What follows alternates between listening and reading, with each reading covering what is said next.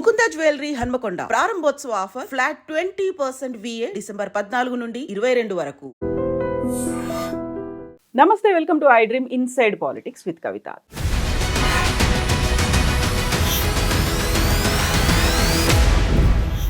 తెలంగాణలో సీఎం రేవంత్ సర్కార్ ఫిల్మ్ ఇండస్ట్రీని ఏమైనా టార్గెట్ చేసిందా? ఇండస్ట్రీ పెద్దలనే టార్గెట్ చేసేలా అడుగులు ముందుకు పడుతున్నాయా అంటే అవుననే సమాధానం ఇస్తున్నారు విమర్శకులు. దీనికి ప్రధానంగా చెప్తున్నటువంటి ఎగ్జాంపుల్స్ హైడ్రా పేరుతో కన్వెన్షన్ని కూల్చివేయడం, ఆ తర్వాత సంధ్యాలో జరిగినటువంటి తొక్కిసలాట ఒక మహిళ మృతి చెందడం, లేటెస్ట్గా బాలకృష్ణ ఇంటికి కూడా మార్క్స్ పెట్టేసి కూల్చివేతలు అనేవి జరగడం అనేది. సో ఈ దిశగా చూస్తే రేవంత్ సర్కార్ నెక్స్ట్ టార్గెట్ ఏంటి? మనతో పాటుగా ఉన్నారు మాజీ మంత్రి, కాంగ్రెస్ ఫైర్ బ్రాండ్ పుష్పలీల గారు. అమ్మ నమస్తే. నమస్తే తల్లి. సో ఇప్పుడు ఏంటి వరుసగా జరుగుతున్నటువంటి సంఘటనలను చూస్తే ఫిల్మ్ ఇండస్ట్రీని ఏమైనా తన గుప్పిట్లో పెట్టుకునే ప్రయత్నం రేవంత్ రెడ్డి చేస్తున్నారా అనే మాటకి అవును అని వినిపిస్తున్నాయి విమర్శకుల నుంచి సమాధానాలు. నేనైతే ఎవరి గుప్పిట్లో ఎవరు ఉండరమ్మా, ఇది డెమోక్రసీ. అది అనుకోవడం అపోహ మాత్రమే. గతంలో ఎవరైనా ఉన్నారేమో ఆ రకంగా ఉన్న గవర్నమెంట్స్తో వీళ్ళున్న కలవడాలు, ఉండడాలు, ఆ రిలేషన్స్ వాళ్ళు మెయింటైన్ చేసుకోవడం, వాళ్ళ పర్పస్ కోసం వాళ్ళు రిలేషన్స్ మెయింటైన్ చేసుకున్నారు. గతంలో కేసీఆర్ గవర్నమెంట్తో కూడా కేటీఆర్ బాగా చనువుగా సినిమా ఇండస్ట్రీ తోటి చాలా చనువులుగా ఉండడము, వాళ్ళకి అన్ని రకాలుగా ఫ్రీ హ్యాండ్తో అన్ని రిలేషన్స్ మెయింటైన్ చేయడం చేశారు వాళ్ళు. సరే, మనకు సినిమా అనేది ఈరోజు అవునన్నా కాదన్నా గ్లామరస్ ఫీల్డ్లో ఒక రాజకీయ నాయకుడు ఒక ప్లాట్ఫామ్ పెట్టి పక్కనే ఒక సినిమా ఆర్టిస్ట్ది పెడితే ఈ ఈ కన్వెన్షన్ అంటే ఏదైతే సినిమా హీరో వచ్చిన దానికే జనాలు ఎక్కువ వెళ్తారు. ఇక్కడ అసలు హీరో వస్తున్నాడనో ఇంకేదైనా వస్తున్నాడో చోటమాటలే హీరో సినిమా ఫీల్డ్కి సంబంధించిన వాళ్ళు ఎవరు వచ్చినా సరే, ఆఖరికి బాబు మోహనో లేకపోతే ఎవరైనా చిన్న పెద్ద ఆర్టిస్టులు ఎవరు వచ్చినా సినిమా ప్రభావము యూత్లో ఎక్కువ కనెక్ట్ అయిపోయో సినిమా ప్రభావం ఎక్కువ ఉండడం వల్లనో ఆటోమేటిక్గా ఎంత పెద్ద టాప్ నేషనల్ లెవెల్లో ఉన్న లీడర్ వచ్చినా రెండు ఒకే ప్లాట్ఫామ్ దగ్గర పక్క పక్కన ఉన్నా కూడా దానికి జనాలు వెళ్ళరు, దీనికి వెళ్తారు. దానికి కారణం ఏంటంటే ఆకర్షణ.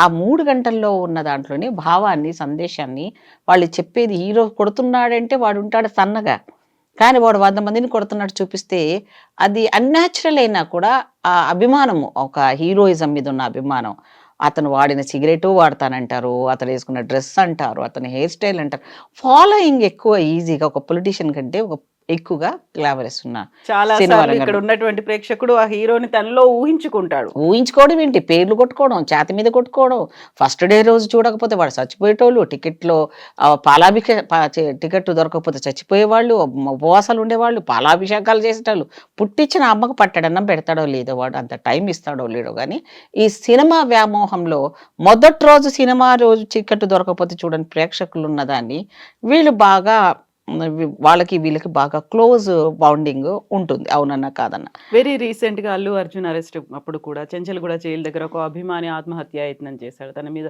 డీజిల్ పెట్రోల్ పోసుకునే ప్రయత్నం చేశాడు. అది అభిమానం అంటే అతి అభిమానాలు వెళ్ళిపోతున్నాయి. అభిమానం అంటే గతంలో సినిమా ఫీల్డ్లో ఉన్నారు, లెజెండ్స్ ఉన్నారు, దాదాసాహెబ్ ఫాల్కే అవార్డు తీసుకున్న హీరోలు ఉన్నారు. హిందీలో అయితే దిలీప్ కుమార్ లాంటి వాళ్ళు కానీ, రాజేష్ ఖన్నా లాంటి వాళ్ళు కానీ, ఇక్కడైతే తెలుగులో అయితే నాగేశ్వరరావు గారు కానీ, లేకపోతే రామానాయుడు లాంటి వాళ్ళు దాదాసాహెబ్ ఫాల్కే అవార్డు తీసుకున్న వాళ్ళు కానీ ఎంతో మంది ఉన్నారు. కానీ వాళ్ళు అల్లు అర్జున్ కూడా జాతీయ స్థాయిలో అవార్డు అయితే వచ్చింది కదా. అవార్డు వచ్చినంత మాత్రాన గొప్ప వాళ్ళని మనం అనుకుంటే ఎట్లా రా తల్లి? ఇప్పుడు అదేమన్నా రాష్ట్రపతి అవార్డా లేకపోతే ఇంకేమన్నా అవార్డా? జాతీయ అవార్డు అంటే నువ్వు జనాన్ని, ఇప్పుడు మనకు రాజ్యసభలో కూడా ఎంపీ స్థానాలు ఉంటాయి, మీకు తెలుసో లేదు కదా. కళారంగాల్లో ఉన్న వాళ్ళకి అవకాశాలు ఇవ్వడం కోసమని, కళా తల్లికి సేవ చేసిన వాళ్ళకి వివిధ రంగాల్లో ఉన్న వాళ్ళకి ఇస్తారు. నాట్యంలో చేసిన నిన్ననే జాకిర్ హుస్సేన్ గారు చనిపోయారు, అబ్బాయి అదే తబలా మాస్టర్. అట్లా మన దేశంలో ఉన్న కళల పట్ల అవి చచ్చిపోకుండా పనిచేసిన వాళ్ళని అందరినీ గుర్తించినట్టుగాని ఈ వినోదభరితమైన దాంట్లో 2 లాభాలు. ఇందులో రెవెన్యూ మనకి వస్తుంది, రాష్ట్ర గవర్నమెంట్కి రెవెన్యూ వస్తుంది, ఇండస్ట్రీ వల్ల ఆ లాభం అయినప్పటికీ కూడా అలాని వాళ్ళకి మనం ఎక్కడ కూడా వసతులు కల్పించడంలో కానీ, ఇండస్ట్రీ వాళ్ళని ఎక్కడ తక్కువ చూడడంలో కానీ, కరోనా దగ్గర నుంచి అందరికి కూడా అవకాశాలు అన్ని రకాలుగా చూడడంలో ప్రభుత్వాలు ఇప్పుడు ఏ ప్రభుత్వాలు ఉన్నా అది పార్టీలకు అతీతంగా చెప్పాల్సిందే. సో ఇండస్ట్రీ అనేది ఇప్పుడు ఎలా అయిపోయిందంటే ఒక రకమైన మౌఢ్యం అయిపోయింది, అది మితిమీరిపోయిన లెవెల్కి వెళ్ళిపోయారు. ఆ వెళ్ళిపోవడం వల్ల వాళ్ళు కూడా మర్చిపోతున్నారు తమ స్థానాన్ని. ఇప్పుడు జాతీయ అవార్డు ఇంతకన్నా పెద్దవాళ్ళకి వచ్చినాయి, వాళ్ళు ఎంత సింపుల్గా వచ్చి వెళ్ళిపోతారమ్మా. నేషనల్ అవార్డ్స్ అంతేందుకు, ఆస్కార్ అవార్డు వచ్చిన వాళ్ళు మీరు చూపిస్తాం మేము, అంటే బాలీవుడ్ అక్కడ ఆ లెవెల్లో ఉన్నవాళ్ళు, వాళ్ళు కూడా Bollywood stars, super duper stars ఉంటారు, వాళ్ళకి అవార్డ్స్ వచ్చిన వాళ్ళు ఎంత సింపుల్ లైఫ్లో ఉంటారు. ఇంత హైప్ మాత్రం ఉండదు.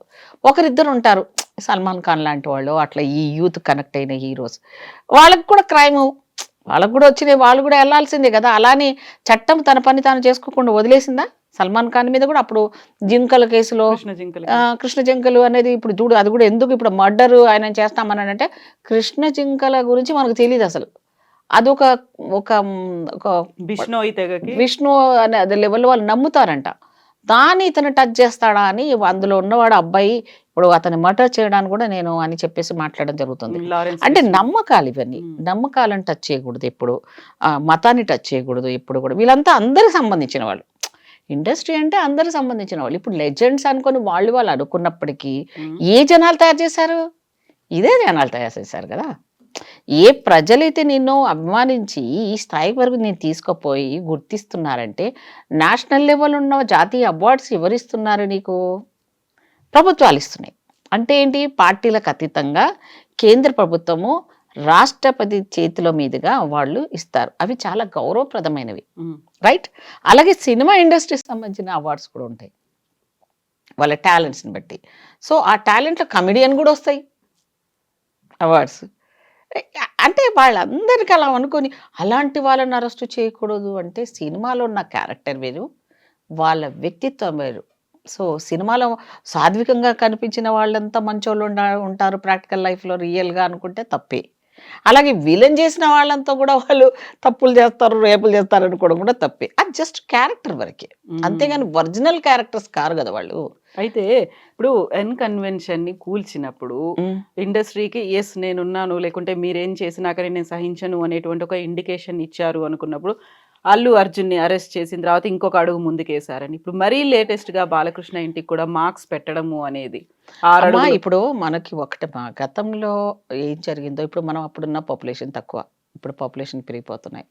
నిజాం గారు వచ్చిన మూసీ నదిల మీద కూడా అప్పుడున్న డ్రైనేజ్ వ్యవస్థ కానీ వాళ్ళు ఆ రోజున్న దాంట్లో ప్లానింగ్ చేసి ఇంత పాపులేషన్కి ఇంత ఉండాలనేది, పాపం వాళ్ళు చెరువులు కట్టారు, కుంటలు కట్టారు, ఇరిగేషన్ ప్లాంట్స్, బావిలతో ఎన్నో ఉన్నాయి, వాటిని అన్నిటికీ కాపాడకుండా రావాలి మనం. కానీ ఈరోజు అన్కంట్రోల్ పాపులేషన్ అయిపోవడము, మనకు వీళ్ళని కంట్రోల్ చేసే వ్యవస్థలు ఉంటే, ఇప్పుడు ట్రాఫిక్ చూడండి, ప్రతి ఒక్కరి దగ్గర కూడా ట్రాఫిక్ కంట్రోల్ చేయలేకపోతాను. ఒక టైం ఉండేది, ఈవినింగ్ అయితే అందరూ 7 వెళ్ళిపోతారు అన్నట్టు ఏమైనా ఉందా? 24/7 ట్రాఫిక్ ఉంటుంది. అలాగే రోడ్లు సరిపోవట్లేదు మనకి, ఎక్స్టెన్షన్ చేయకపోతే అసలు యాక్సిడెంట్స్ రోజుకు అసలు మొన్న నితిన్ గడ్కరీ గారిని కేంద్ర మంత్రి గారికి ఇచ్చారంట రిపోర్ట్స్, సర్వే చేస్తే హైయెస్ట్ మన దగ్గరే జరుగుతున్నాయి. నేషనల్ హైవేస్ మీద కానివ్వండి, ఈ రోడ్ యాక్సిడెంట్లో చనిపోయిన వాళ్ళు, ఆయనే చాలా ఫీల్ అయ్యాడు. లేదు దీని మీద కూడా మేము ఏదో ఒకటి చర్య తీసుకుంటాము కాకుండా చూస్తానికి అనేది కూడా సెంట్రల్ మినిస్టర్ గారు ఒప్పుకోవడం జరిగింది. ఇప్పుడు మనకున్న ఏవైతే ఒకప్పుడు ఏమీ లేని రాళ్ళు రప్పలు ఉన్న జూబ్లీహిల్స్లో ప్రముఖులైన వాళ్ళు ఉన్న ఈ ప్లేసు ఇప్పుడు సామాన్యులందరికీ కూడా అనువుగా ఉన్న ప్లేస్ అయిపోయింది. సో రాకపోకలు ఎక్కువైనప్పుడు ఎంత ట్రాఫిక్ జామ్ అయిపోతుందంటే, మనం 5 నిమిషాల దారికి వెళ్ళి అందుకునే స్థానానికైనా అరగంట, గంట సేపు వెతకాల్సి వస్తుంది. సో సామాన్యుడు కూడా ఇంపార్టెంట్ కదా, రైట్?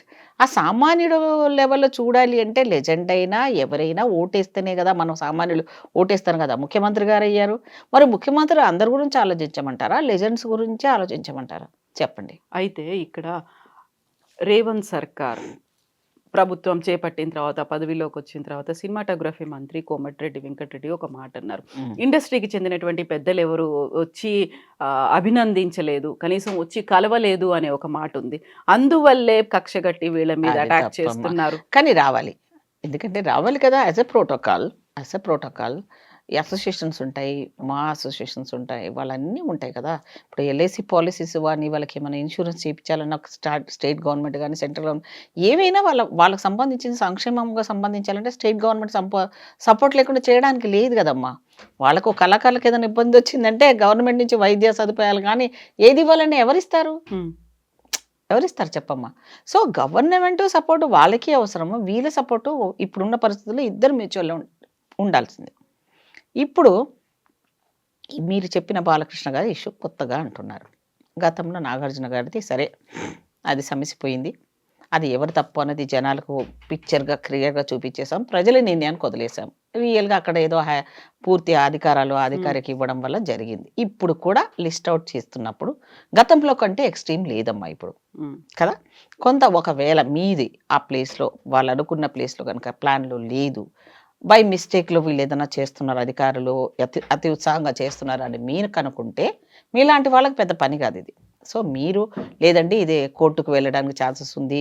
వాళ్ళు పిటిషన్ వేసుకోవడానికి ఛాన్సెస్ ఉంది. లేదు హైడ్రాకు రిక్వెస్ట్ పెట్టుకోవడానికి అవకాశం ఉంది. సో, ఇవన్నీ కూడా ఇప్పుడు పర్సీవ్ చేసే పరిస్థితికి వచ్చింది ఇప్పుడు. సో, అట్లాంటప్పుడు పగలేముంటాయమ్మా? ఏం హ్మ్. పగలుంటాయి రాజకీయంలో? అసలు పగలనుకుంటే ఒకడు మిగలరు. ఎందుకంటే జంపు జలాన్ని నిన్నటిదాకా వాడిని తిట్టినోళ్ళు అక్కడికెళ్ళిపోగానే వాళ్ళు పునీతులైపోతారు. ఆ పార్టీలో ఉన్నవాడు ఇక్కడ చేసిన తప్పులన్నీ గూడా ఎళ్ళిపోతున్న వాళ్ళని. ఎవరికి ఎవరు పగ రాజకీయాల్లో ఎవరికి ఎవరు పగలు ఉండరు. శత్రుత్వాలు ఉండరు. ఎప్పుడు ఎవ్వరికి ఎవరు శత్రువులు రాజకీయంలో ఉండరమ్మ. ఉన్నారని అనుకుంటే పొరపాటేది. నెక్స్ట్ ఇప్పుడు మోహన్ బాబుని కూడా అరెస్ట్ చేస్తారనే మాటలు వినిపిస్తున్నాయి. మేబీ ఇప్పుడు నాకైతే కనిపడింది నేను మీలాగే చూసిన దాన్ని బట్టి ఏంటంటే, ఆవేశం వచ్చింది పెద్దాయనకి. హ్మ్. రావడంలో కూడా అది కుటుంబ వ్యవహారం. అసలు యాక్చువల్‌గా మీడియా కూడా కొంతమంది అతి ఉత్సాహంతో చూపిచ్చారని కూడా ప్రజల నుంచి కూడా స్పందన వస్తుంది. అవసరం ఏముంది? అంటే లేదు వాళ్ళిప్పుడు ప్రజల మనిషయిపోయారు. వాళ్ళు లెజెండ్స్ అయ్యారు. వాళ్ళది ఏ టు జెడ్ ఏదైనా మాకు ఒక న్యూస్ అయిపోతుంది. కాబట్టి మేము హైలైట్ చేసామని అంటున్నారు. ఎంతవరకు వెళ్ళాలో అంతవరకే వెళ్ళాలి. హ్మ్. ఇప్పుడు నువ్వు నా ఇంటికొచ్చేటప్పుడు నా పర్మిషన్ తీసుకోవాలన్నది కరెక్టే. ఒకవేళ నేను లెజెండ్‌నైనా, నేను పబ్లిక్ ఫిగర్‌నైనా, నువ్వు ప్రతి ఎనకాల నా మూవ్‌మెంట్‌లో నా గురించే పని చేయాలి. నన్ను మంచి కంటే చెడుగా నువ్వు యూజ్ చేసుకోవాలి మీడియా ఛానెల్స్. వాళ్ళ టీఆర్‌పీ కోసం పనిచేయాలనే ఉద్దేశంతో ఉన్న వాళ్ళందరికి కూడా వాళ్ళకి కూడా కొంచెం ఆలోచించుకోవాలి. ఇప్పుడు ఫిల్మ్ ఇండస్ట్రీస్‌తో, టాలీవుడ్‌తో, హైదరాబాద్‌లో ఉన్నటువంటి ప్రముఖులతో టచ్‌లో ఉండాలి, సన్నిహిత సంబంధాలు మెయింటైన్ చేయాలి అని అనిపించట్లేదా? ఇప్పుడు నేను అంటున్నాను గదా! ఎక్కడ బెడిసి కొట్టాయి అంటున్నాను నేను. ఇప్పుడు వాళ్ళిద్దరిది మోహన్ బాబు గారి ఇష్యూ ఫ్యామిలీ మ్యాటర్ అది. హ్మ్. రైట్? వాళ్ళు తేల్చుకుంటారు. నేనది ప్రభుత్వానికి. ప్రభుత్వానికి కూడా ఎందుకు ఇంటర్ఫియర్ అవుతది? Private channels, TV9 private channel, లేతే ఇంకేదో ఛానల్ ప్రైవేట్ ఛానల్స్ ఎవరు దెబ్బలు కొట్టారో, ఎవరు పోయారు, ఎవరు మళ్ళీ వెళ్లి వాళ్ళు మాట్లాడుకున్నారు. నేననేదమ్మా మీరు ఇంతకుముందు స్టార్టింగ్‌లో ఒక మాట అన్నారు. గత ప్రభుత్వం అంటే వాళ్ళకి సన్నిహిత సంబంధాలు ఉన్నాయి. ఉండొచ్చు. ఇప్పుడు అలా మాకు పగ అవసరం. మాకెందుకుంటది? ఇప్పుడు మేము గనక అంత ఖచ్చితంగా అనుకుంటే చాలా మంది మాకు ప్రెషర్ పెడుతున్నారు. హ్మ్. రేవంత్ రెడ్డి గారు ఏమంటున్నారు? ఇంకా ఎందుకు అరెస్ట్ చేయట్లేదు హ్మ్. వాళ్ళని? లిక్కర్ విషయంలో ఎందుకని, డ్రగ్స్ మాఫియా విషయంలో చాలా వస్తున్నాయి. మీరెందుకు మీ గవర్నమెంట్ వాళ్ళని అరెస్ట్ చేయట్లేదు? సూటిగా అడుగుతున్నారు కూడా హ్మ్. జనాలు. దానికి మేము ఒకే ఒక కారణం. ఎందుకంటే ఏదైనా ఇప్పుడు ఒక తప్పు చేసినోడు ఈజీగా పట్టొచ్చు. 100 తప్పులు చేశారు వీళ్ళు. హ్మ్. హరీష్ రావు గాని, కేటీఆర్ గాని, కేసీఆర్ గాని, రైతు ప్రతి పథకంలో మీరు చూస్తే కొన్ని వేల లెవెల్‌లో తప్పులున్నాయి. వీళ్ళు ఈ 10 ఏళ్ల కాలం చేసిన తప్పులు అంత ఉన్నాయి పుట్ట. సో, వాటినన్నిటి కూడా కంటే హ్మ్. మెయిన్ హైలైట్ ఉన్నది విత్ ఎవిడెన్స్‌తో సహా హ్మ్. తీసి ప్రజలకు కూడా చెప్పాలి గదా! ఊరికనే రేవంత్ రెడ్డి ఏదో వాళ్ళ ఇంట్లో పాలోడో, పగోళ్ళ మీద పెట్టుకున్నట్టు కాదు. మేమిగో ఇందుకు ఇది చేయాల్సొస్తుంది. చట్టం కిందకి వీళ్ళు నేరస్తులు అని చెప్తేనే కదమ్మా జనాలు నమ్ముతారు. ఏదో నేను చేశాననుకో పగబట్టి చేశానని అనకుండా ఆ అపవాదు మాకు రాకుండా ఉండడం కోసం డెఫినెట్‌గా అవుతారు. తప్పులు చేసిన వాళ్ళని ఎవరిని వదిలిపెట్టే సో నెక్స్ట్ ప్రసక్తే లేదు. టార్గెట్ కేటీఆర్ అనేది ఇంకా మేమెవరం చెప్పము. గవర్నర్ కూడా గ్రీన్ సిగ్నల్ ఇచ్చారని ఎప్పుడు అరెస్ట్ చేస్తారు? మేమెందుకు చెప్తాం తల్లి? ఇప్పుడు ప్రజలకు జరిగిన అన్యాయాన్ని మనము ప్రతిపక్ష పాత్రలో ఆ రోజుండి కనీసం ప్రజల ముందు చర్చిద్దామంటే ఒక అసెంబ్లీ లేదు. ప్రజాధనాన్ని దుర్వినియోగం చేసిన ప్రతి రూపాయికి జవాబుదారీ వహించాలి. ఆ జవాబుదారీ వహించకుండా అప్పుడు చేసిన అన్యాయాలని మరి దాని కంట్రోలర్ అండ్ ఆడిట్ జనరల్ ఉంటుంది. దానికో లెక్క ఉంది. ఏ శాఖని డబ్బులు ఎక్కడ డైవర్ట్ చేస్తారని ఇప్పుడు నువ్వు తెప్పించుకున్నా నీ దగ్గర ఇన్ఫర్మేషన్ వస్తుంది. సో నీకు ఇప్పుడు మా ఎస్సీల డబ్బులు, బీసీల డబ్బుల్ని వాళ్ళు ఏ రకంగా మిస్యూజ్ చేశారు, ఏ దానికి వాడారు, ఎన్ని జీతాలకు ఇచ్చుకున్నారు, కాంట్రాక్ట్లు అన్ఆథరైజ్డ్ వాళ్ళకి ఎలా ఇచ్చారు, ప్రతిదీ తీస్తే తప్పులే దొరుకుతున్నప్పుడు అప్పుడు దాంట్లో పగేముందమ్మా? ఇప్పుడు ఇన్ని తిన్నావు నువ్వు, ఈరోజు ఖజానా ఖాళైపోయింది, అప్పుడు మిగులు బడ్జెట్ ఉందే మీకు అప్పచెప్పినప్పుడు, ఇప్పుడు మొత్తం జీరో అయిపోయినప్పుడు మరి దాని మీద ఎంక్వైరీలు డెఫినెట్‌గా డిపార్ట్మెంట్ పరంగా జరుగుతూనే ఉంటాయి. ఎవరి పనో వాళ్ళు చేసుకుంటూ పోతారు. దాని ముఖ్యమంత్రి గారు ఈయన టార్గెట్ ఈయన ఈ లోపల అని ఎందుకంటాడు? ఇప్పుడు ఫిల్మ్ ఇండస్ట్రీతో కొంచెం సాఫ్ట్ కార్నర్ గా ఉండాలి అనే మాట అయితే అనిపించట్లేదు. నాకైతే ఫిల్మ్ ఇండస్ట్రీ తోటి మాకేం గొడవలు ఉండవమ్మా. ఇప్పుడు రేవంత్ రెడ్డి గారు అందరినీ జనరల్ గా అట్లా కనపడతారు పాపము. ఆయన అలా అంటే ఇప్పుడు రాజకీయాల్లో రాటు తేలిన వాళ్ళు రావాలంటే అన్ని రకాలుగా రాటు తేలి వచ్చిన నాయకుడుగా రేవంత్ రెడ్డి అవునన్నా కాదన్నా వచ్చాడమ్మా. ఇక వచ్చిన మొదలు ఏ రకంగా ఆయన డ్యామేజ్ చేయాలన్నది చూసే వాళ్ళ సంఖ్య ఎక్కువ ఉంటుంది పొలిటికల్గా. ప్రజల్లో నుంచి వచ్చేది కూడా కొంతవరకు వచ్చినా 1 year కదా, ఏదైనా జరిగిన మిస్టేక్ అయితే కూడా కొద్దిగా ఏదో పాపం ఆయనకి ఏమి చేతులు కట్టేసి మనం ఆ కుర్చీ మీద కూర్చోబెట్టినట్టుంది, అసలు ఖాళీ డబ్బా మీద కూర్చోబెట్టిందని వెళ్ళింది. ఇప్పుడు కొంతమంది అయితే ఇప్పుడు పెన్షన్స్ కాని విషయంలో ఏదైనా అడిగితే అరే ఇస్తాడే మన జర ఆగుదాం, మనమే ఏం పోయింది పాపం మొన్ననే వచ్చిండ్రు కదా అనేవాళ్ళు అయ్యింది. ఇప్పుడు చూడు 2 లక్షల రుణమాఫీ చేసిన వాళ్ళకి వాళ్ళందరైతే సంతోషంగా ఉన్నారు కదా. రియల్గా నేను కోఆపరేటివ్ సొసైటీకి సంబంధించిన కోఆపరేటివ్ బ్యాంక్ వేస్ట్ సిస్టంలో మా హస్బెండ్ సీఈఓగా పనిచేసి రిటైర్ అయిన ఉండే, నాకు మొత్తం ఆ సిస్టమ్ తెలుసు, ఆయన ఎంప్లాయీ. సో అక్కడ ఏదైనా జరిగిన చిన్నవి అంత బడ్జెట్ని ఏకకాలంలో తీసి రైతులకు ఇచ్చారు అంటే మనం చేసింది తప్ప చెప్పు తల్లి.